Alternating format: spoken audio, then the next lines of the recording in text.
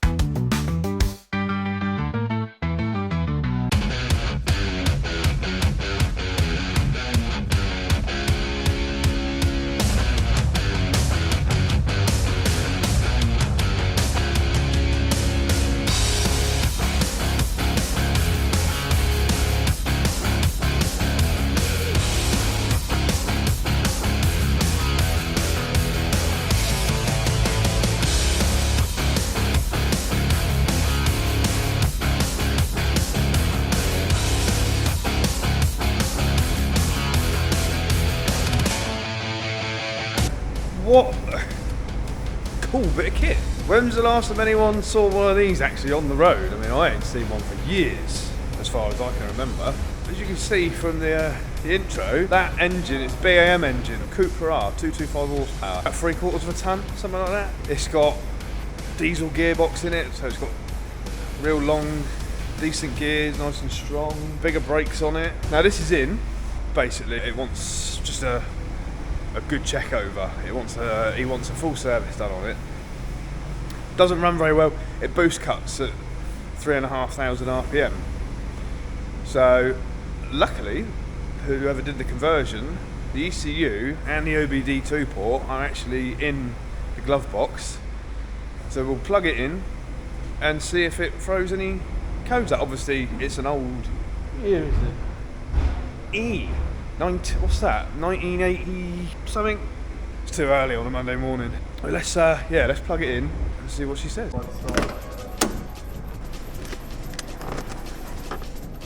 That's good. Doesn't stay up. So on.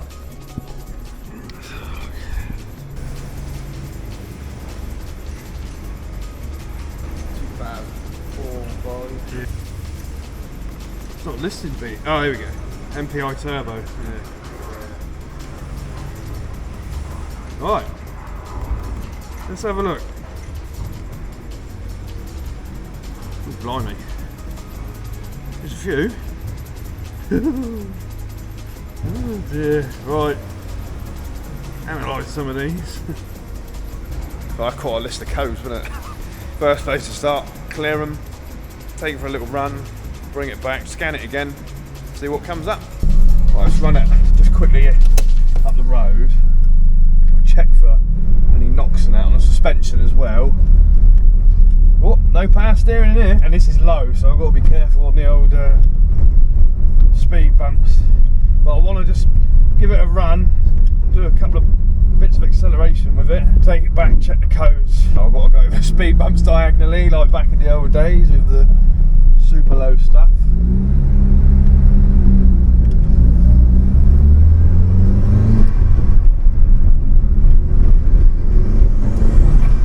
Yeah. Oh, it just scrapes the exhaust ever so slightly.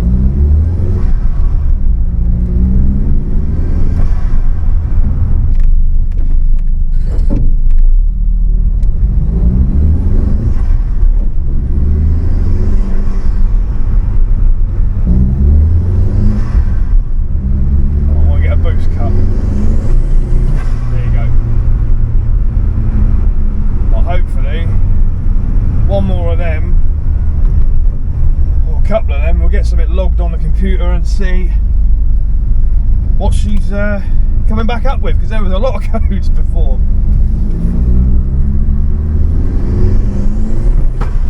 Oh.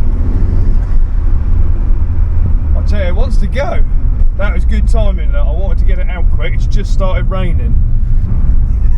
Honestly, the past couple of videos, all we've had is turbo noises. It's too low.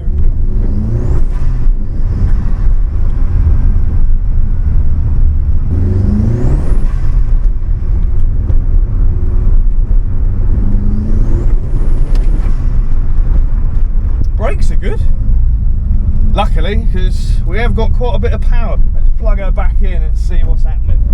Yeah. That. Oh no, we don't want to do that, do we?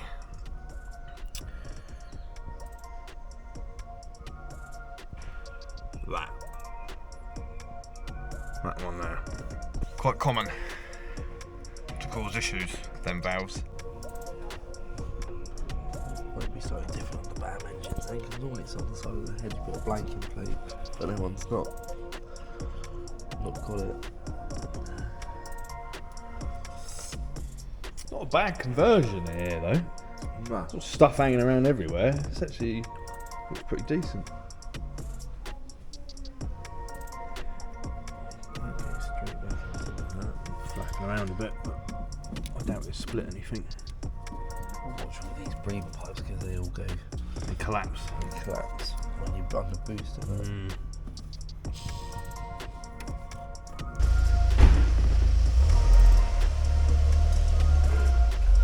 No visible signs of anything split or broken. I've just noticed that the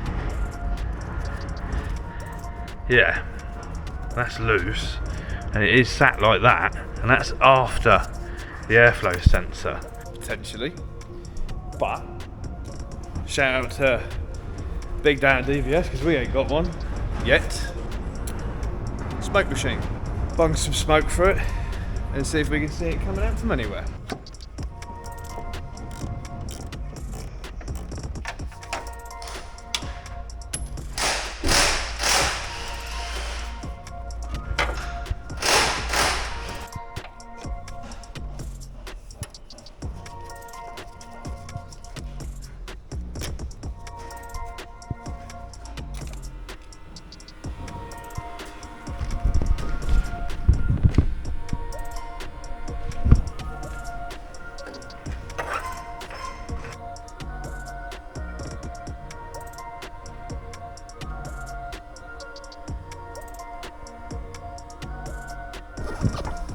Down there somewhere.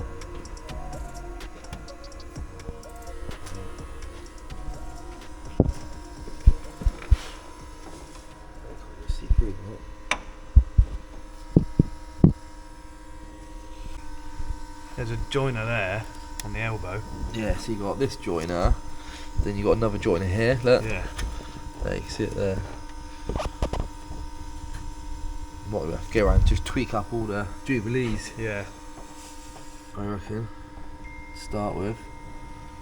Or if worse comes to worse, we have to. Definitely something coming from down here. Yeah, something on that elbow. That would make sense because that's literally just before the boost control sensor. That's a boost sensor. Yeah. Well, so this isn't putting out a massive load of pressure. Nah. Yeah, I'll get on and check Yeah, all look. the jubilees. Look. Wiggle that. Definitely underneath that. Yeah. I don't think it worked. Down there, isn't it? Hard to pick up, but there's a join under there, which it seems that the smoke is trickling up from. Yeah. And that's literally right before that sensor, essentially the map sensor, boost sensor. So I think we'll have a look and tighten some bits up and see where we go from there. Actually found another leak as well once we've nipped up the connections down in there. Did the smoke test on it again. Started coming up from this connection as well. So this has been off and readjusted. Tightened it back up as well. Next thing, runs a bit lumpy. Alright, you know, that might not be helping with the boost cut issue and that. Spark plugs, new spark plugs going in. We're doing an oil and filter change on it anyway.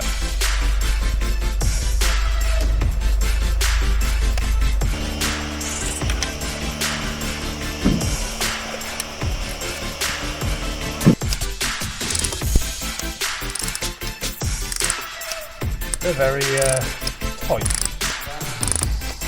There we go, thread's back off.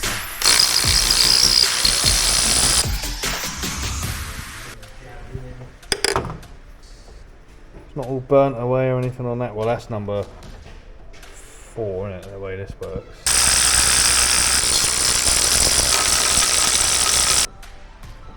Yeah, they're old. Just throw these new ones in. Might make a difference to the running, I don't know. We'll see.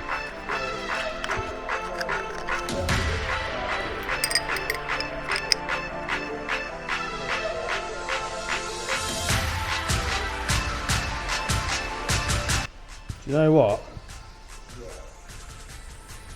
That gap, don't know if you can pick that up, that gap is quite different. There's a lot more gap on this one than the new one. Well, let's find out.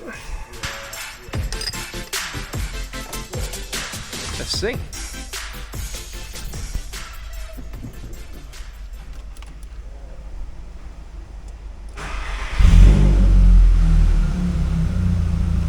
See if it still runs spluttery after cold start. It's alright for a bit, and it starts to go a bit spluttery.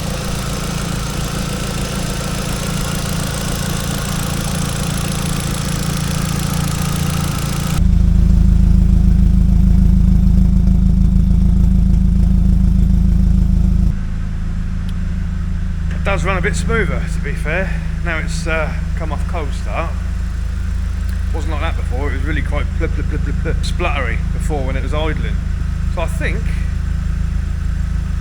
those spark plugs have helped it sort itself out a bit. Let's go and take this out again. See.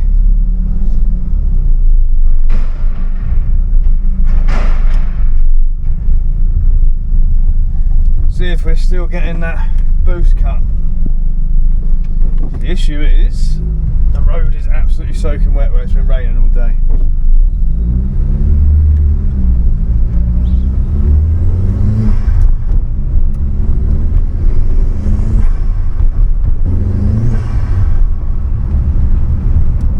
Really need to try and get some traction.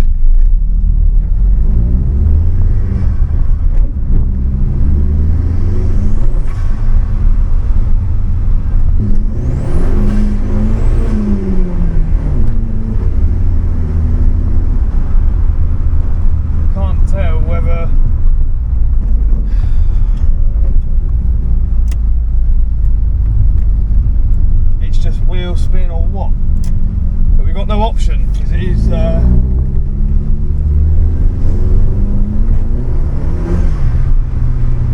it's wheel spin, boosting through. The one day, right, you really would like it all to be dry, and it's not. The day you need some grip, I'm pretty sure it's still doing it. It's not just the wheel spin, because you can hear, like, it's hard to feel it hesitating, especially when it's wet, but I'm pretty sure it's still doing it, so it probably is linked to that valve. Obviously them little boost leaks and that wouldn't have helped, but I'd say that's what it is. Those other things from the first plug-in would have more than likely been down to those little boost leaks. Probably won't see the finished product of that because I'm going on holiday tomorrow morning. At least got a little section done on this caddy. Just like that. I'm back. Can you tell I've been in the sun? And it's pouring with rain. When we landed yesterday, the plane come in like sideways. It was so windy over here. And the pilot literally, I didn't think we were stopping on the runway. It just like, it was flying in, like wobbling around, and just dumped it. And I just went bang! It's still here. Dan's had a bit of a nightmare week since I've been away. But, developments, we have swapped, Dan has swapped, that valve, and that solenoid. No hesitation now. Just goes and goes and goes. In fact, it goes so hard that it dropped the exhaust off. Too much power. The exhaust popped off it. Okay.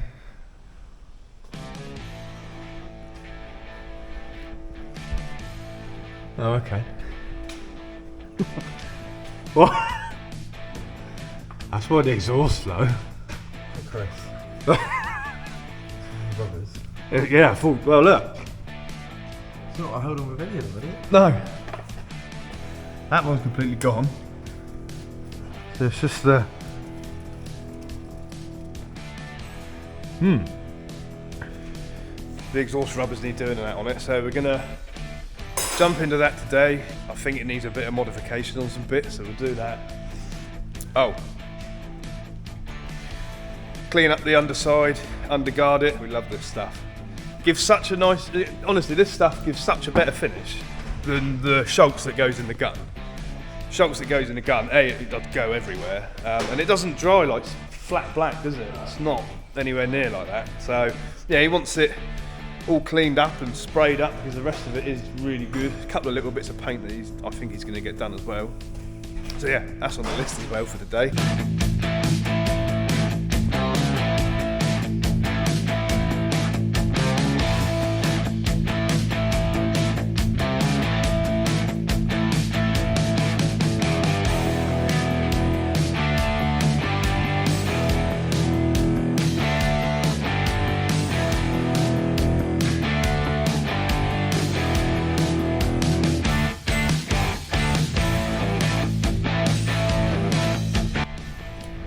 Now that is a million times better. In there, proper mountings on there, readjusted that box, readjusted this pipe as well, readjusted this pipe, that's on the hanger now. And now when you glance down, you can't see the exhaust completely hanging out the bottom. Nice. On to the next.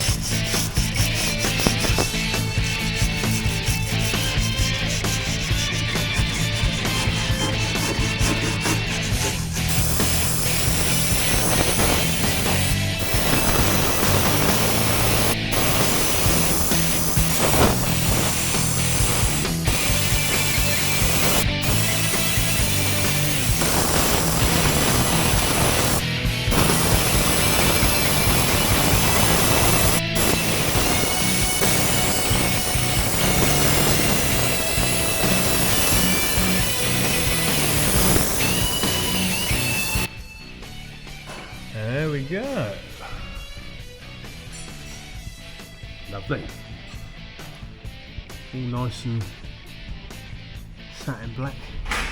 Beauty. Cool. Sorry. Right, there's like 3 cans of underguard on it. The next thing is drain it on. Ooh. That feels really rough. Don't like the feel of that plug, you know.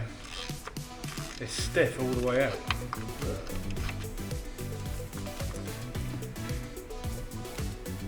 God dear. Oh dear. This oil filter is rather tight. Oh God. Why is it so tight?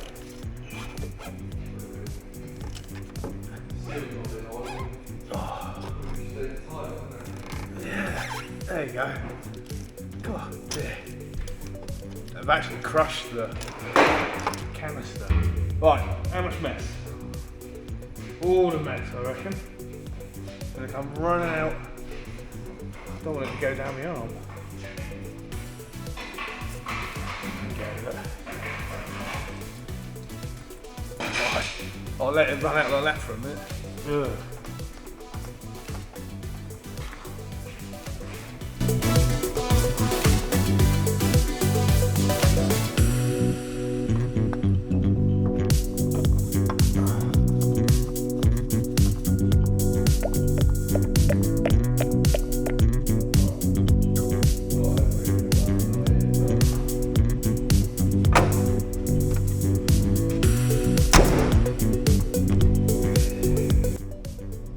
Job done. Done a few bits.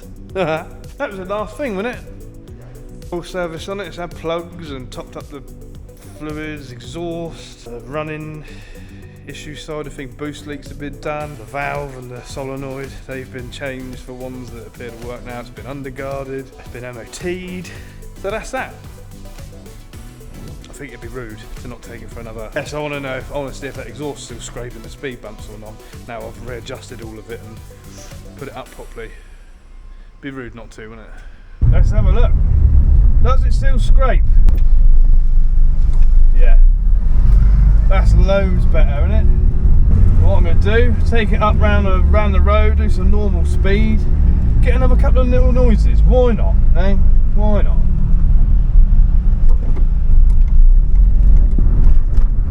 It's a little bit bouncy in here. And I've left it running for 15 minutes, cooling fans are kicking in, so I shouldn't have any risk of overheating. Temperature stays nicely on the gauges.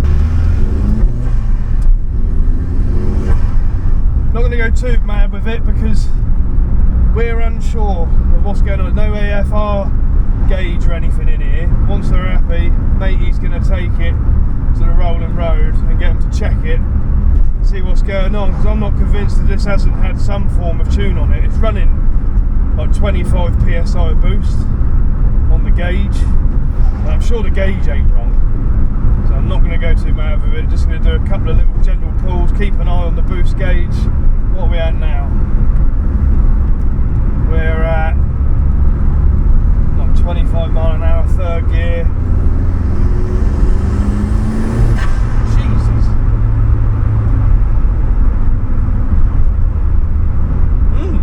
Very nice. Such, honestly, like I said before, I am a boy racer at heart. You gotta love choo-choo noises. Temperature looks good, good oil pressure. Steering and that, I'll tell you what, it's not knocking around or anything in here. It's not nothing rattling, like the bumps they're all fine, like nothing scraping. Brakes are good. Brakes are actually, if I'm correct, from a VR6, Corrado VR6 brakes. You can tell because the brakes on these Mark 1 Golf Polo, they're not very good, in all fairness. Keep an eye on the boost.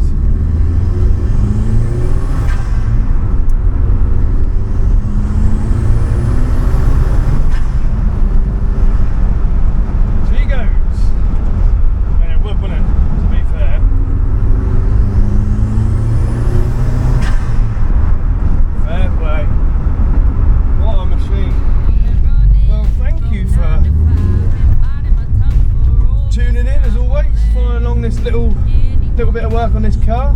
If you like what you see, hit the old subscribe button and